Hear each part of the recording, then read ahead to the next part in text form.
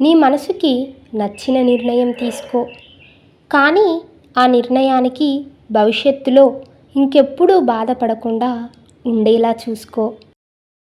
ఎక్కడ విన్న మాటలు అక్కడే మర్చిపోవాలి.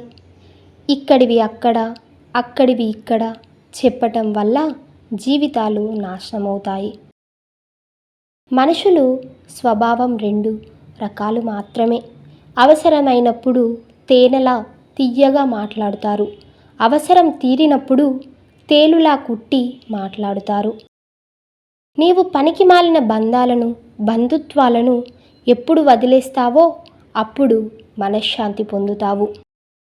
వ్యక్తిత్వం అంటే ఒకరు నిర్ధారిస్తే వచ్చేది కాదు, ఒకరు కించపరిస్తే పోయేది కాదు.